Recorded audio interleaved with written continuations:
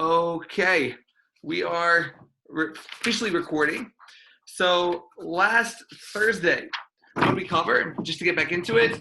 So we said there's a need to say Atach Antanu during your Shmona Esrei on Motzei Shabbos, or I guess we daven stuff on Shabbos.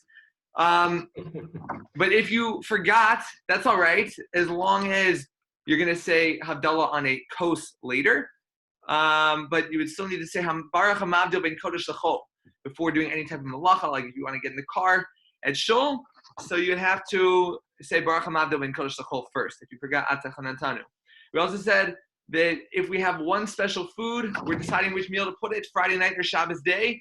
Ideally, put it Shabbos day because the pasuk says Zachar es Yom, the day, Shabbos the Kadsho. And we also said Havdalah Motzei Shabbos. We use the summum and a candle, but we only use wine.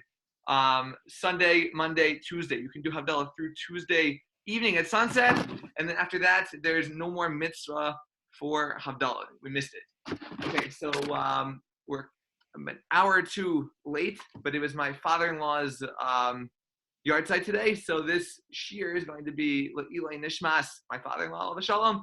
Name is Shlomo Zalman ben Yitzchak Isaac. Okay, so we're going to read the introductory names on the bottom, and then we're going to start at the top on where the screen share is. So it says, Amar Bruna, Amar Rav. At the top, it says, Hanoto Yadav Lo Yakadesh. A person that washed their hands, they're no longer allowed to make Kiddush. What does that mean? Is that if you would do Al Natilas Yadayim, so it would be too much of a break before you went to, like, let's say then you would make Kiddush, and then you would do Hamotzi. So although we know a lot of Yekis do that, the Gemara is saying not to. Ask the Gemara, Amar Lahu Rabbi Yitzchak bar Shmuel bar Marta. So Rabbi Yitzchak bar Shmuel bar Marta says to them, Ekatilo nach nafshei de Rav.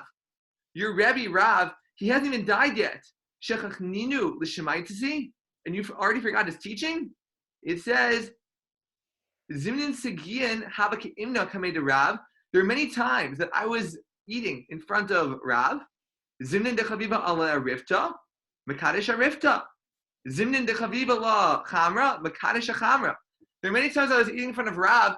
Sometimes he was in the mood, he was hungrier than he was thirsty, so he made Kiddush on challah. Sometimes he was more in the mood, he was thirsty, so he made Kiddush on wine. You could theoretically make Kiddush on wine or on bread. So the fact that it says that if you already washed your hands, Natilas Yadayim, you're not allowed to make Kiddush. So what do you mean? Just make Kiddush on bread. And that's fine. Originally what the Gemara was saying is that if you already washed your hands, then you could not make Kiddush. Either you would hear from somebody else, or you would make Kiddush Shabbos day, but not Friday night, since you would miss the mitzvah. But now the Gemara is answering that no, if you would wash your hands before Kiddush, then you would make Kiddush on bread. The Ramah comes out not like that. The Ramah comes out like what we see a lot of Yekis do from German descent, is they, every single week, they'll wash their hands, and then they'll make Kiddush, and without talking, they'll go ahead and go straight into Hamotzi. The Ramah says that that's not considered a hefsek, it's not a break, and he says you could even do that lichachila, even in a best case scenario. I don't think a lot of us do that. I've been to a few meals where they do. The Ramah does mention, though, that Seder night, that would not be appropriate, seeing as that when we would wash hands for karpas, right, at the beginning of the Seder, and then we have the whole magid to get through. So if we would wash our hands really for hamotzi, then it would be too much of a hefsek, too much of a break. So we wash karpas out of bracha, and we do the real ikr, the main natilas yadayim later, right before hamotzi. Okay. Ask the Gemara. Ba'amine Rav Chana bar Chinana me Rav Huna. Toim ma'osh yavdil. We discussed a little bit of this last week, I believe, that if you had already eaten Friday night, so are you allowed to, even though you're not supposed to, you have to make Kiddush before you eat anything after the sun sets? Let's say the opposite here. After Shabbos, if a person would eat something are they allowed to make Havdalah? Or maybe the other idea would be to wait until Sunday morning before you have your brunch over waffles. So make Havdalah then. Answers the Gemara. Amar lei ani omer toim mavdil. It's actually a machlokis.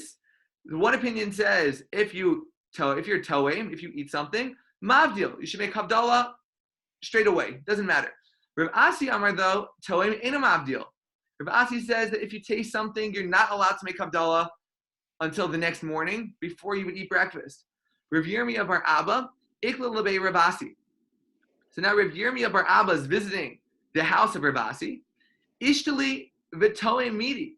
So we see that Rav Yirmiyah bar Abba, he made a mistake. He forgot, and he ate something, Motzei Shabbos, before Havdalah.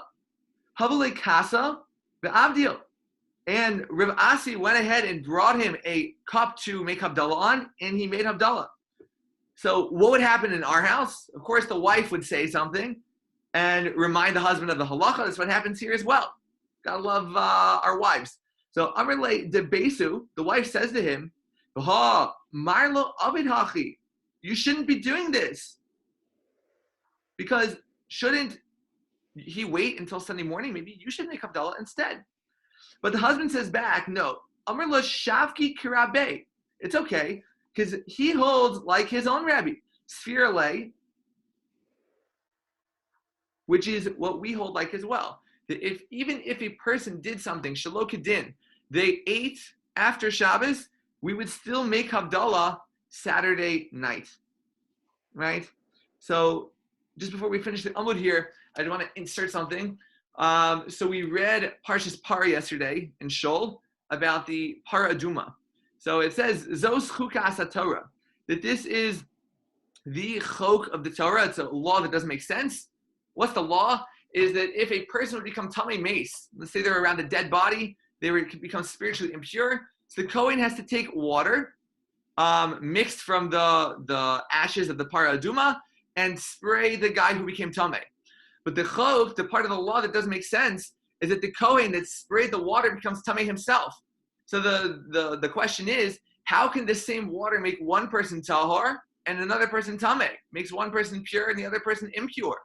So Rav Soloveitchik, he answers something beautiful. He says that we say Shivim Panim LaTorah. There's 70 faces to the Torah. There's 12 tribes in Klal Yisrael.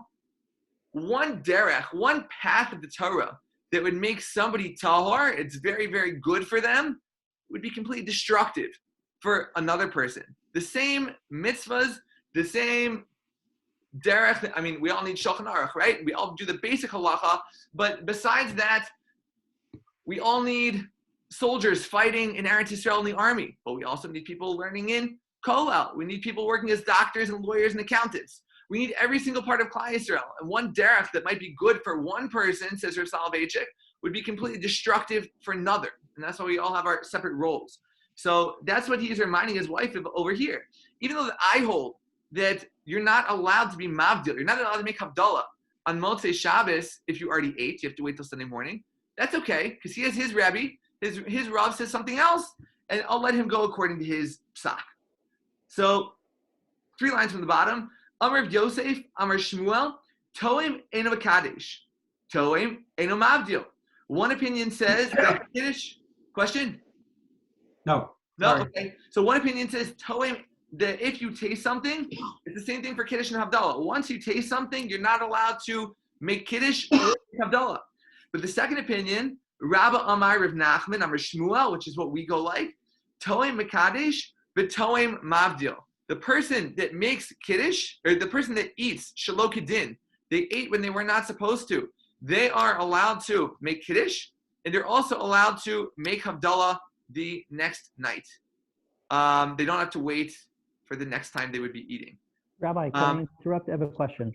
Yeah, absolutely. So on the point of making Havdalah, and I understand the concept that if one needs to, one can make Havdalah till Tuesday, etc. But correct me if I'm wrong, is it still not preferable to be making Havdalah when Shabbos ends as opposed to pushing it off for Sunday, Monday, or Tuesday?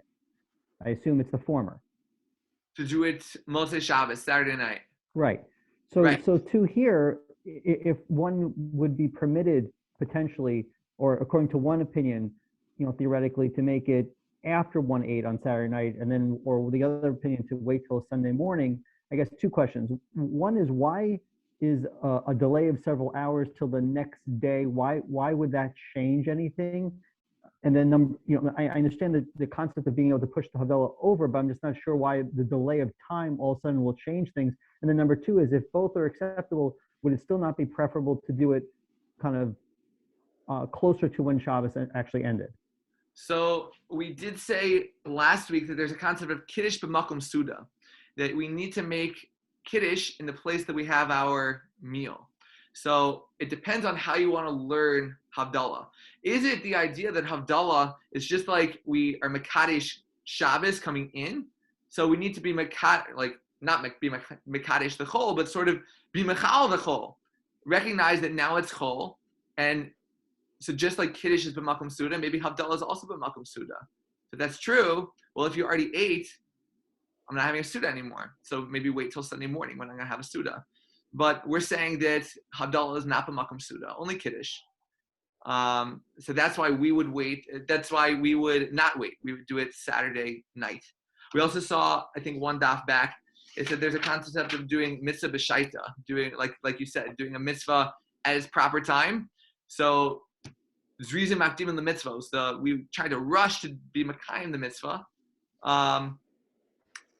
So I think the halacha is coming out exactly like what you're saying. But the other opinion, this is no, wait till Sunday morning. I think the idea behind that is because he holds that Havdalah needs to be with a meal, even though we don't go like that. So what about B'diavad nowadays? If I make Havdalah but I have no intent of eating a meal afterwards, do I not make Havdalah? No, so we don't go that you need Havdalah with a meal. I The see. other Okay. opinion says that you do, but the way we go, we don't need Havdalah with a meal, only Kiddush. Okay.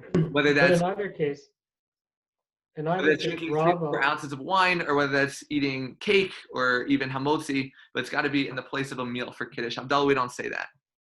Yeah, David? I was going to say, in either case, Rava would always poskin that you could do it whether you'd eaten or not, because he was poor. So he always is makil by eating things or drinking things or situations where you're going to lose money. That's very interesting. I didn't know that. So when you see him in these kind of psukim, in these kind of halachot, he's always like, because you've tasted doesn't mean that you're going to override that right? Because you need to have that potential. Wow. Thanks. Okay, so the first line says exactly that what's the halacha? Amar Rava, hilchasa toe mekadesh b'toe mavdil. So the halacha goes that if a person ate, then they can still make kiddush. If a person ate, they can also still make havdalah. Umisha lo kiddush be'erev Shabbos. We discussed this a little before. If you did not make kiddush Friday night, whether from a drunken Purim or some other ones beyond our capability, so it says mekadesh v'holech kol hayom kulo ad motzei Shabbos. You're allowed to make kiddush the entire day throughout until motzei Shabbos. According to the Ramah, that means making the bracha, just basically Friday night kiddush without bayechulu. According to Rabbi Brander, he said his Rabbanim have said without the bracha of Mekadesh Shabbos, because we say Kedusha Rabbah, Shabbos keeps getting holier as we go. So by Shabbos morning, we can fulfill everything we did Friday night, that whole long bracha, just with a pasuk alkain and the bracha borei pri gafen. So I know my Rabbanim have said go like the Ramah to make the bracha of Mekadesh Shabbos, but everybody should follow their own posek. Then it says, Mishalo hibdil b'motzei Shabbos, mavdil v'holech kol Shabbos kulo. If a person did not make Havdalah motzei Shabbos, then you're allowed to make Havdalah the whole week, which we clarified earlier is only until Tuesday night. We're going to see this brisa brought another way.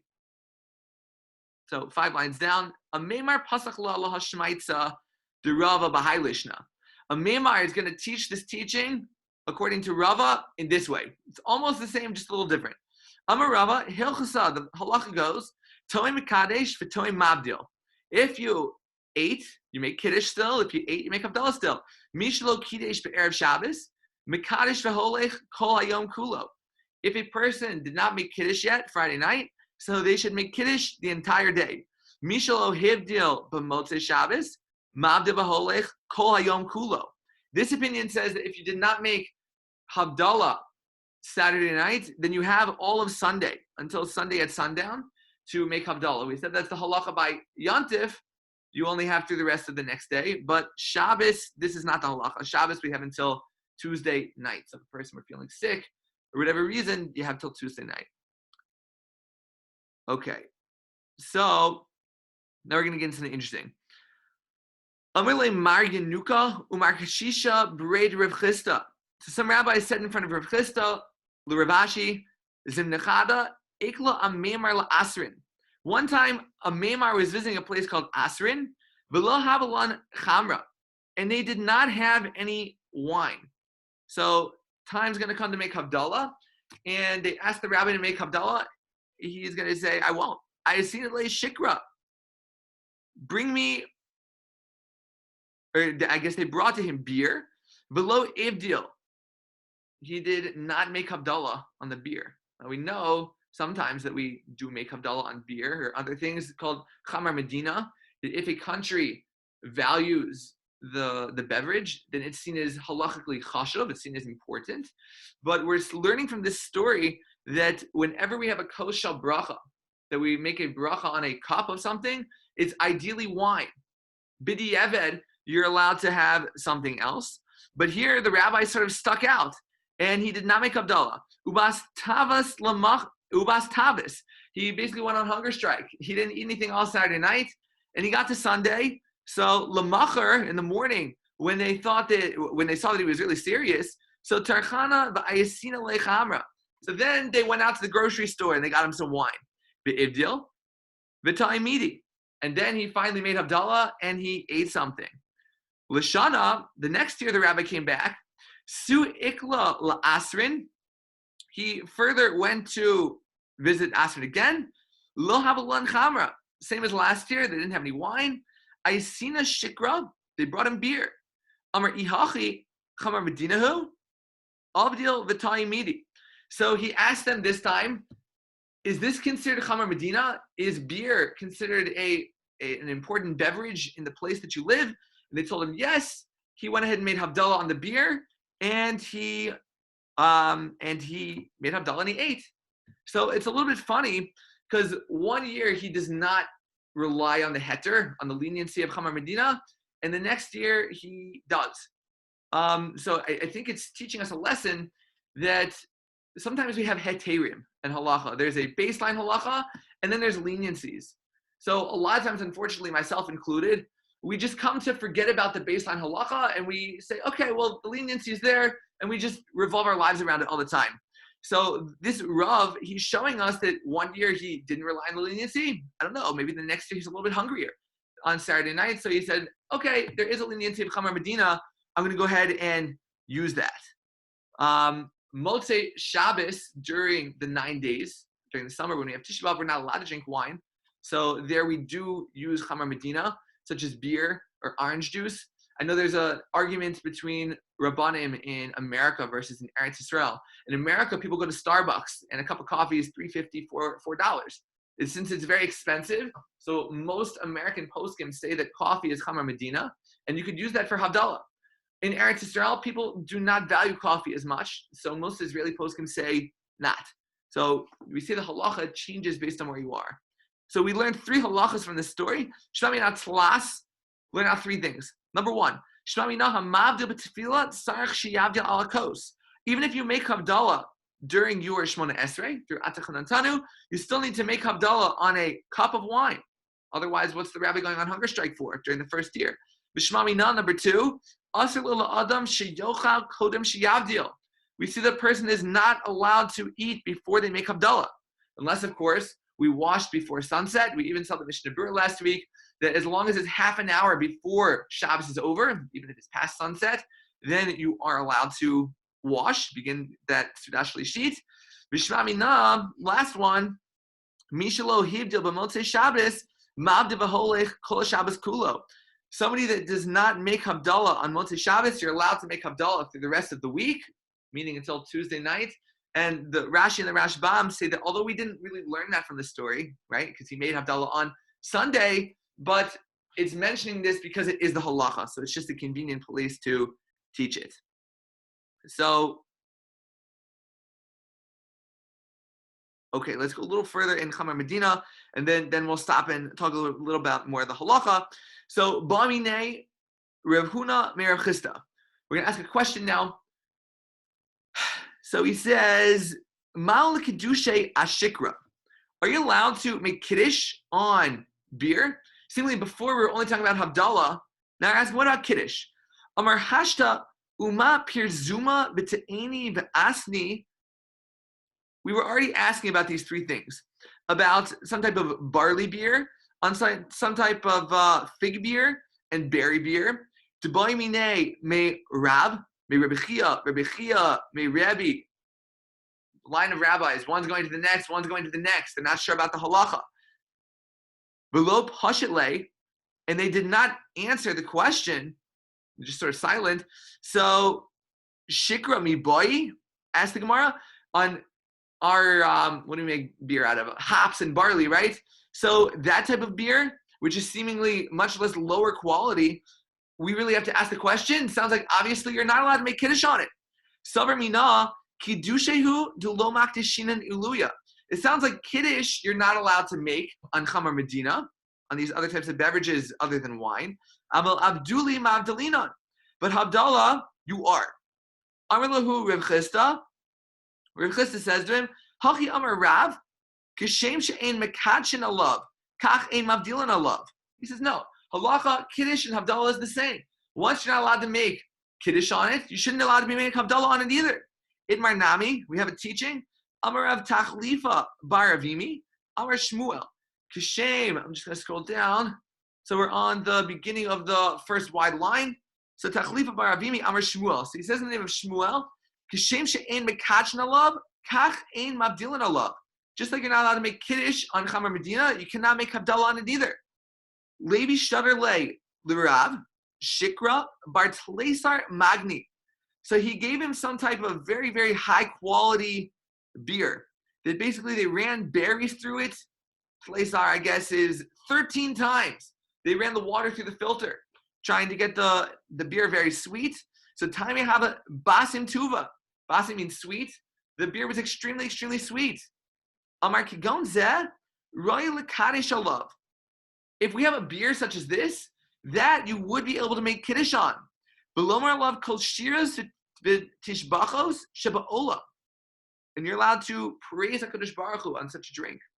Only problem is, B'laila Sa'ari, at the nighttime, he got into a lot of pain. The Rashi and the Rashbam, they said he had some sort of shilshul, some sort of diarrhea was washing out his system. So, Amar Misran Umefayis, two ways to read this. Number one, the way the Rashbam reads it, he says as a question. Mr. Mufayis, if this is the way it's treating you, you're allowed to make Kiddush and praise Hashem with it? How could you? Rashi says no. Yeah, it causes problems, but it tastes so good at the time you drink it, so of course you can praise Hashem with it. Amar Yosef, Adar Barabim, Delo Ishti Shikra. Rav Yosef says, I would make a neder, a vow in public, that I'm not going to drink beer after drinking such a beer that's got the person so sick. Rashi and the Rashbam say that a neder barabim, a vow made in public, like in a town square, let's say, that is a type of neder that you're not allowed to undo. So it's very serious. Amar Rava says, Ishti mezurian below ishti shikra. I would rather drink some type of drink made out of flax, which seems very low quality. He would rather drink that than drink this shikra made from the berries that they filtered 13 times because it got him so sick. Amar Rava, Tihevi Shikiyusa Shikra. Manamakadesh Ashikra. So it says whoever makes Kiddush on beer should basically become poor. From the fact that they didn't go out of their way to buy wine for such an important mitzvah, such as Kiddush. So it's Mida Keneged Mida. how you translate mida keneged mida. You get judged based on the actions that you do. So if you say, I don't have enough money to buy wine, okay, so you're not going to get so much money from the fact you bought beer. Rav Ashkechi Rav Huna de Kaddish Shikra. So Rav found Rav Huna that was making kiddush on this type of shikra. Amar lei shay abad lemikni istarti mishikra. So he said, if you basically begun a beer business, that it's more beneficial to you to be making kiddush on beer. So it sounds like there's no real reason why we should be making kiddush on at least this type of beer. We're going to go a little further and maybe down to the two dots, and we'll get into the actual halacha on when we're allowed to make kiddush on Chamar Medina, which some of us do. Taner Rabbanan, so the rabbis taught, Ein mekadshin el al yayin. We only make kiddush on wine. The Ein mevarchin el al yayin. And we only make a bracha on wine as well. That seems a little funny. Atu ashikra v'yamaya milo mevarchinan alayu shakol niyeh bivaro. You're telling me that only wine I make a bracha on, but hey, beer and even water, I make a shahakol. So what do you mean I don't make a bracha? Amar Abaye says, no, hachika amar, this is what he meant. Ein omrim haba kos shel bracha levarich ela ala yayin. I'm not going to bring you a cup to make a bracha of kiddush on, except for wine. According to this opinion, we should only be making kiddush on wine. The more next brisa says it more straight out. Taner Banan, ein mekachin ala shecher. We should not be making kiddush on beer. Mishum Rebbe Lazar by Rabbi Shimon, Amr mekachin mit'imas yayin kol shehu. He says that we need to be making kiddush on just a little bit of taste of wine. How much is that? So Rabbi Yossi bar Yehuda Omer, that's mali lugmav. You need to have a cheekful of wine. That's the halacha. We need to use a cup that has a revius in it, somewhere between, I looked up, 3.3 ounces according to the Mishnah Berurah, or 4.4, I believe, according to the Chazon Ish. Now maybe, hold on, I have it written down right here. 4.4 ounces according to the Mishnah Berurah. 5.3 according to the Chazon Ish. It's funny when you go shopping in Eretz Yisrael for Pesach. So you go to your typical home goods store, and they have all the different kiddush cups laid out by the shiur. They say this is the Mishnah Berurah, this is the Chazon Ish, this is Reb Moshe, and you can, just like you would pick what design you like, you can pick which shiur you like as well, pre-measured. Rabbi, can I interrupt with a question? Sure. Why would we make earlier on, a couple lines earlier, there was a comment about the fact that the mitzvah of making kiddush and the mitzvah of making havdalah, we would assume are connected, and I think that, so from my perspective, like, I mean, those obligations, mitzvot, are not necessarily tied to the same derivation. So why would we make that assumption? There are obviously so many mitzvot that we do are tied to whether it be drink or whatnot. Why would we assume that the same strictness or kula applies? It's funny. It comes down to a machlokes, to an argument in, I think, the Gemara in Shabbos. Actually, Lexi's learning, right, that women, we just learned last week, that are actually chayiv to make kiddush. Why? Because the pasuk says Zachor es yom Shabbos lekadsho. Sounds like it's only a mitzvah aseh shebizman grama. It's a time-bound mitzvah, positive time-bound mitzvah. Usually women are not chayiv in positive time-bound mitzvahs, like talis, tefillin, these type, right? But because the other set of 10 commandments in Devarim, and Sefer Devarim says shamor, that you have to guard, talking about the 39 malachas that we don't do on Shabbos. So as we say in Lechadodi, shamor v'zachor b'dibor echad, that shamor and zachor, to remember and also to guard, were said in one word by Hashem. What's that mean? We can't talk, we talk one word at a time. No, somehow Hashem said both words at once. So we say that just like women are obligated in Shamor to guard Shabbos, so too they're obligated in Zachor to remember Shabbos as well. So they become equally chayiv in Kiddush. So there's a machlokes, I don't remember if it's in the Gemara itself, it says machlokes Amoraim, or maybe it's machlokes Rishonim. So they use that and they say, well, how do we look at Havdalah? Are women chayiv in Havdalah? That's really the question. So they say, well, if you want to say that Havdalah is like Kiddush, then we would say that women are equally as chayiv in Havdalah, just like they're chayiv in Kiddush.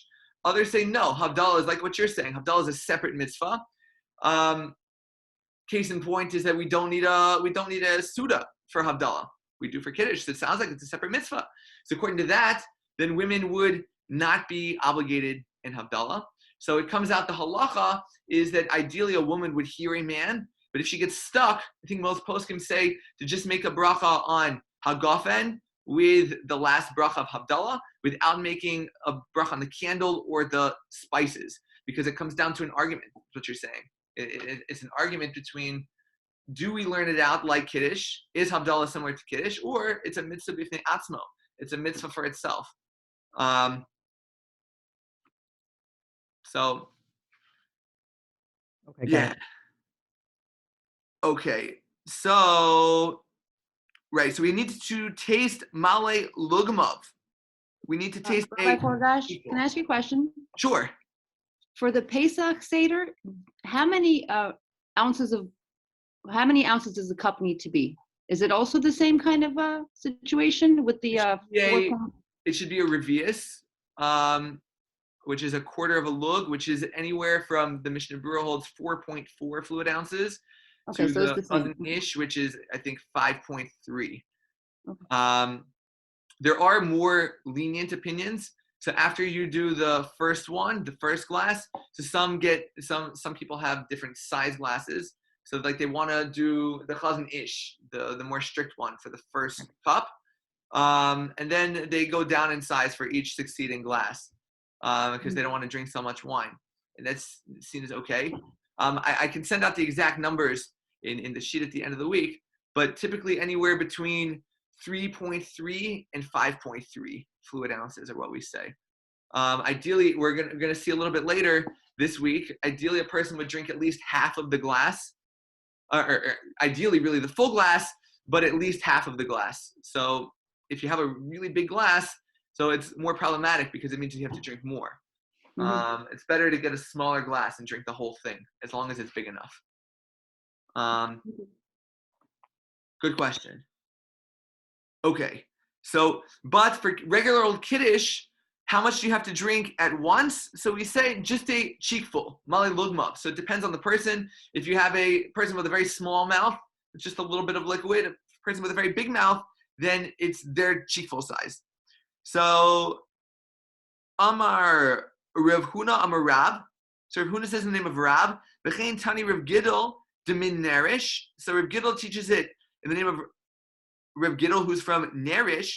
So he says, Hamakadesh v'toim male lugmav yotze. If a person makes kiddush and they taste male lugmav, they taste a cheekful of wine, yotze, they fulfilled their mitzvah, being lav, lo yatsa. But if they did not, then they did not fulfill the mitzvah of kiddush. Amar Rav Nachman bar Yitzchak, Ana tanina la lo gidol bar menasya, v'lo gidol bar manyumi. So he says that it was not taught that his name was Gidol bar Menasya, and it was not taught that his name was Gidol bar Manyumi, Ella Gidol Stama. Just that his name was Reb Gidol. L'may nafkamina, who cares? It sounds like academic. No, so they say the difference is the mirma di day adi day. If we wanted to bring a kasha against Reb Gidol, so we would have to bring something exactly from Reb Gidol. We could not bring something from Reb Gidol bar Manyumi or from Reb Gidol bar Menasya, only Reb Gidol himself. So what comes out in the halacha? We say that ideally a person should use wine for kiddush. We talk another time why specifically wine, but that's what the rabbis say. The rabbis say specifically on wine. If a person does not have wine, so Friday night, the best thing to do is to make kiddush on challah. So we would hold we would wash first, and then we would hold our challah and do the whole vayechulu, mekadesh Shabbos business, and then eat straight away, cutting it like after regular hamotzi. Shabbos day, though, to make kiddush on challah would be a little bit more problematic, because if there's no actual bracha Shabbos day of mekadesh Shabbos, so okay, I might have a couple psukim, but it just looks like a regular meal. That I'm making hamotzi at the beginning of my meal, just like I would make hamotzi before my meal on Tuesday. So what's the difference? So to make something special for Shabbos, so they say that's when Shabbos day you could use Chamar Medina. If a person did not have wine in the home, maybe we get from a neighbor, post can talk about it, they don't have it in the city. that's when they say it's okay to use Chamar Medina. I've definitely seen people use Chamar Medina and make Kiddush on schnapps at their Shabbos day meal. But it's not, at least amongst the poskim, seen as ideal. Ideally, we would use wine. Havdalah, we don't even have the option of using hamotzi either, because we don't say Havdalah b'makom suda. We don't say that we have a meal with our Havdalah. So if we didn't have wine, or it's like the 9 days, we're not allowed to drink wine, so we would make Havdalah on Chamar Medina, whether that's beer, orange juice, if we're in America, maybe on coffee. Yeah. Good? Okay. So we're 2 lines from the bottom now. So we're going back into the Mishnah. It's been a long time. We said that a person, back on Sadi Tes Amud Beis, we said that a person is not allowed to eat what's called Samoch LeMincha, when it's next to Mincha, half an hour before Mincha. So we said over there, what's Mincha? We're talking about Mincha Ketana, which is 2.5 hours, 2.5 halachic hours before sunset. So if we have our 12-hour day, sun comes up at 6 a.m., sets at 6 p.m., just for simplicity. So 2.5 hours before sunset would be at 3:30. So this Samach LeMincha time, half an hour before Mincha, would just be at 3 p.m. So you're not allowed to eat before 3 p.m. Or you're not allowed to eat after 3 p.m. because we want to make sure to be hungry for the matzah that night at the Seder. If we would eat after 3 p.m., then maybe we would be full, and we wouldn't be able to fulfill the mitzvah of matzah as nicely. It only comes out, though, that that's on hamotzi and on mizonos things. So for us non-gebrux, or for us gebrux eaters, that's nice. We could have mizonos, but after 3 p.m., we would not be able to have mizonos, or technically any hamotzi, because we want to be extra hungry for the mitzvah. The Gemara is basically behind the times. The Gemara is wondering, when it says you're not allowed to eat samach lemincha, does that mean you're not allowed to eat half an hour before mincha ketana, which would put us at 3 p.m., or maybe even mincha gedola? Mincha gedola is the earliest time that a person is allowed to daven mincha, which is 6.5 hours into the day, half an hour after chatzos. That would be 12:30. So half an hour before 12:30 would put us at noon. So our 2 options now is you're not allowed to eat meal-type foods on Erev Pesach before the Seder, either from 12 p.m. or from 3 p.m. The Gemara is about to figure out which one. We know that it's going to come out as really 3 p.m., not 12, but let's see why. So it says, Ibaylahu, we're asking the question, Samach lemincha gedola tanan? Was the Mishnah talking about half an hour before mincha gedola, which puts it at 12 noon, not having meal items? O dilma samach lemincha ketana tanan? Or maybe it's teaching us, no, half an hour before mincha ketana, which puts us at 3 p.m. Samach lemincha gedola tanan, maybe we'll say that it's half an hour before mincha gedola, 12 p.m. Umishum Pesach dilma asi lemimshich. And what we're concerned about is that a person would not fulfill his Karban Pesach. The Karban Pesach, the Pesach sacrifice, would be done Erev Pesach afternoon. We'd get together and we would shecht our lamb, our sheep, whatever, and we would have that animal Seder night, roasted. So maybe if I would start a meal at noon, then I would get too involved in my meal, and then I would not come to bring my Karban Pesach properly. As Gemara says, and then a person would be prevented from giving their Karban Pesach. O Dilma, or maybe it's the other way. Samach lemincha ketana tanan. Maybe we're really talking about mincha ketana. Half an hour before mincha ketana would be 3 p.m. Umishum matzah. Dilma asi lemichla lemitzvah lematzah achila gasa. Maybe a person would come to achilas gasa during the Seder. Achilas gasa basically means overeating. If you overeat, if you're not hungry and then you eat something, that's not considered a mitzvah. So if we're already full by the time the Seder comes around, no mitzvah. Oh, you missed out on the mitzvah eating matzah Seder night. So we should stop eating meal foods from 3 p.m. and on. It's just a little funny. We'll see the answer in a moment. But the Gemara is saying the reason why we should stop at 3 p.m. is because maybe it would lead us to achilas gasa. For those that were paying attention back on site Tes Amud Beis, Rashi and the Rashbam did not explain like that.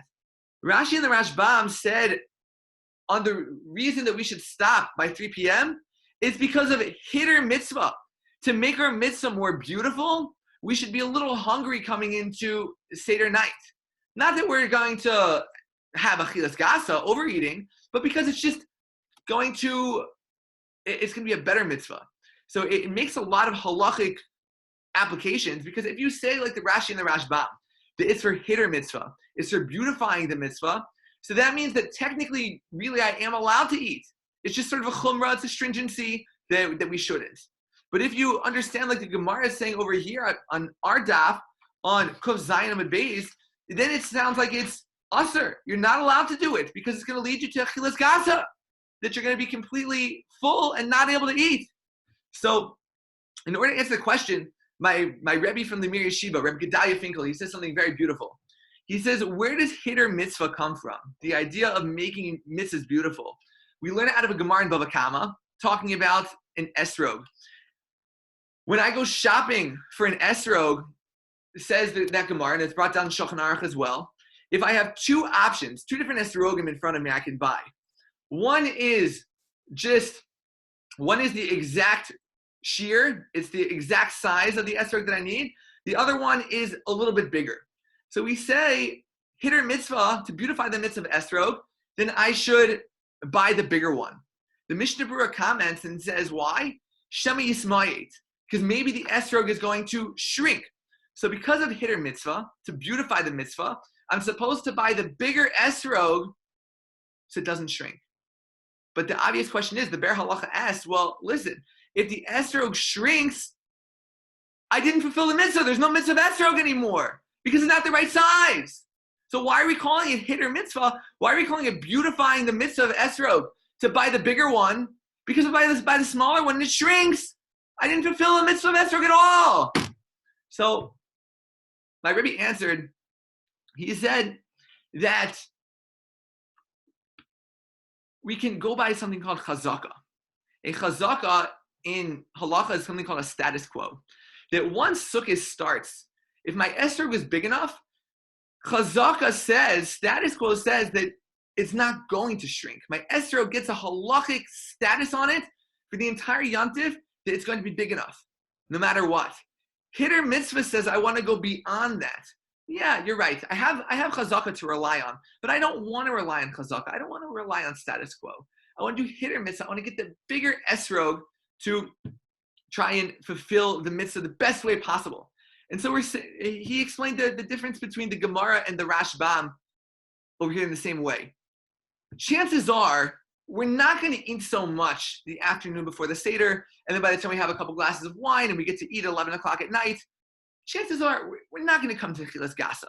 We're not going to come to overeating. Yeah, but hitter mitzvah says, maybe I would. Or even if I wouldn't, I want to go out of my way to make sure that I'm hungry so I can fulfill the mitzvah of matzah in the best way possible. So even though I'm not going to come to chilas gasa, probably not. But I want to go out of my way to still do the mitzvah the best way possible. And he connects this. We say this in mitzvahs bin adon l'makom, mitzvahs between us and Hashem. But we say the same thing in mitzvahs bin adon l'chaveiro, in the mitzvahs between us and other people as well. There's a Mishnah in Kedushin. It says that if I want to make a shliach, I want to appoint an agent to marry a lady for me. So I say, here you go, Moshe, go to this girl Rachel over there and give her the ring. Once you do, she's going to be married to me. Yeah, it says the Mishnah, you're not allowed to do that ad shiyirena, until you see the girl first. Why? Because you might come to break the pasuk v'ahavta l'reacha kamocha, to love your neighbor as yourself. So he asks, why should it say v'ahavta? It would be much worse to be breaking the pasuk of lo sisna, don't hate. It's much worse to break a lav to break something that you're not supposed to do than to not fulfill something that you are supposed to do.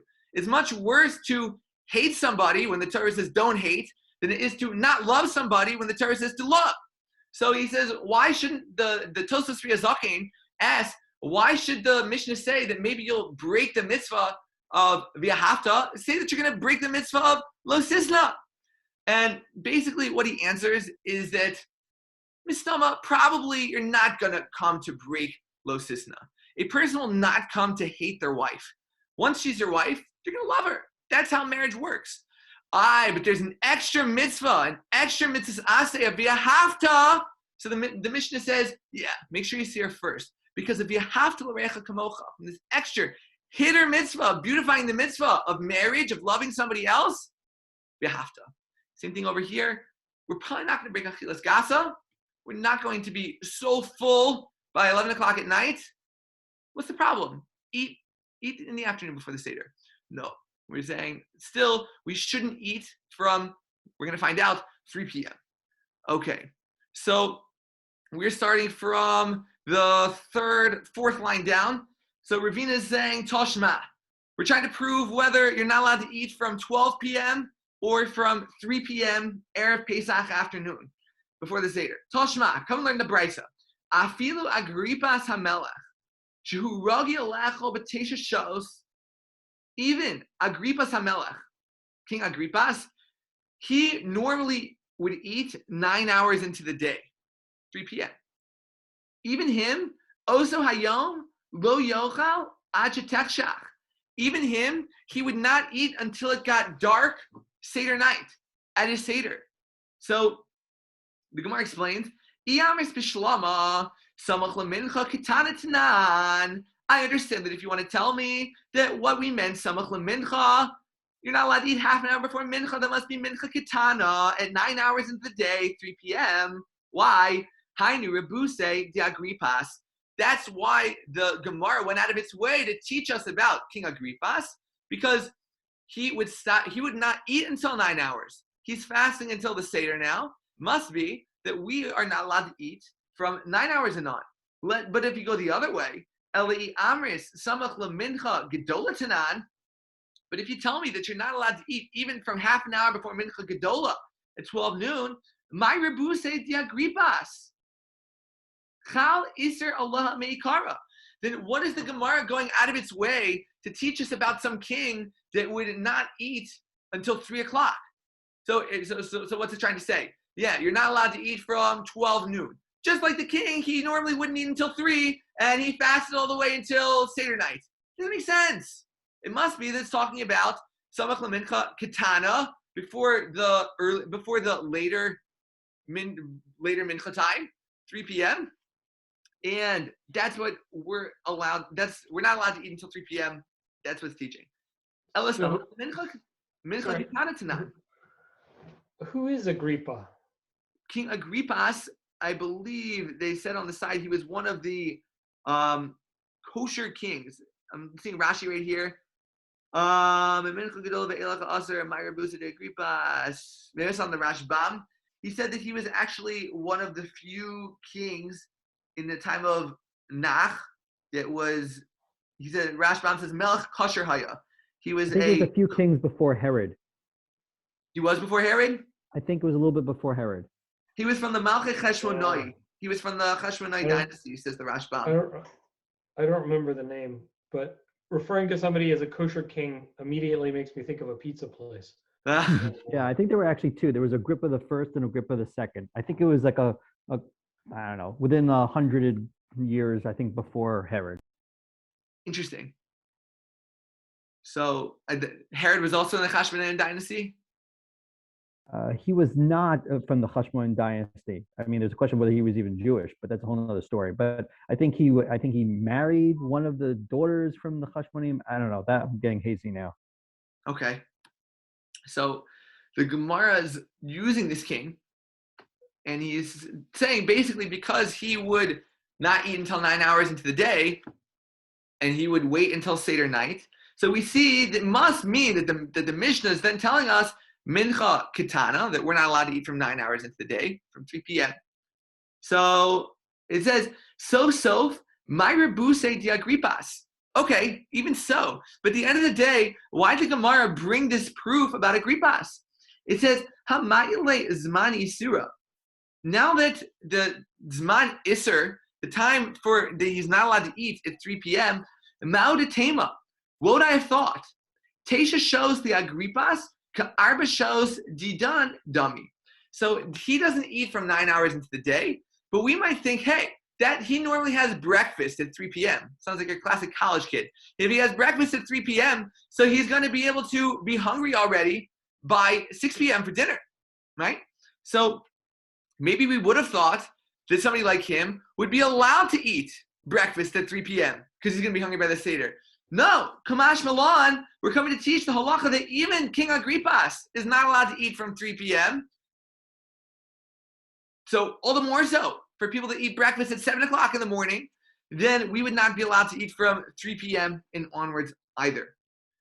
So now, once 3 p.m. hits, what exactly are we allowed to eat? So, Amar Rebbe, Aval matbilhu b'mine targima. We are allowed to be dipping vegetables in some type of dip, whether that's vegetables or other types of people that eat gebrux. So we could have mizonos, or I guess we couldn't have mizonos. Okay, not vegetables, but some other type of snack food we would be allowed to eat, as long as it's not hamotzi and it's not mizonos. So we have Yitzchak matbil biyarki. Rabbi Yitzchak would specifically dunk or dip his vegetables. Tanya Mihachi, we have another brayse that teaches the same thing. Hashamish matbil bibnei mayon. So he would eat liver, some type of meat. V'nosen lifnei ha'orchim. He would also put it out in front of his guests that he had over for Pesach. V'afal pisha in raya l'davar, zecher l'davar. Even though that we don't have a proof from a pasuk that this is aser, but we do have what's called a zecher. The Rabbanan learn out just a cute way to remember that we shouldn't be eating on the Erev Pesach afternoon. Shnemar, there's a pasuk from Yirmiyahu. It says, Nir lachem nir, v'al tizro al kotzim. Yirmiyahu is giving musar, giving a lesson to Klal Yisrael, basically saying, if you want to, you need to plow the field. If you want to plant plants inside of the field, you need to plow the thorns out. If you plant crops on a thorny field, it's a waste of your time. They're not going to grow. Yirmiyahu is using this as a metaphor to say, if you want to do teshuvah, you want to become a better person. So you basically have to plow up your past misdeeds and become a new person before you can plant new mitzvahs inside of ourselves.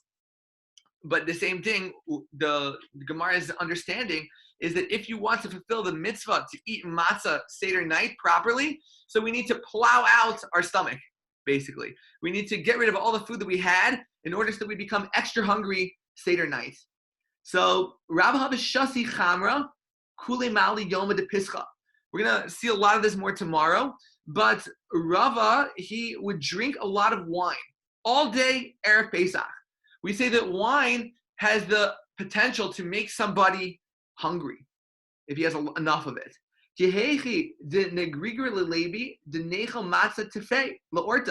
If he would drink wine all day long, then it would make himself extra hungry that night at the Seder.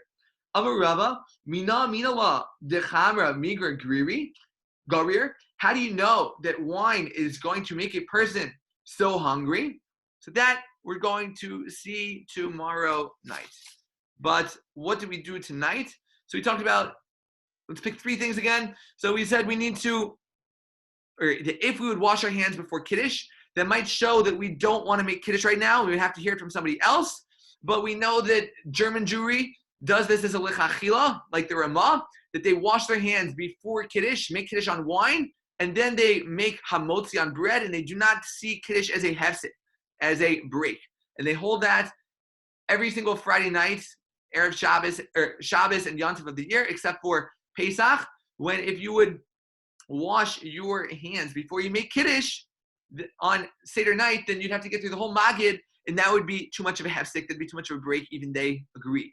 We said, Chamer Medina, really we should be making Kiddush on wine or grape juice, but if a person did not have wine or grape juice, they would make bread, make hamotzi on bread for Kiddush Friday night. But Shabbos day and Havdalah, we could rely on Chamer Medina, something that the country sees as important, is valuable. So beer, orange juice, coffee, and the like.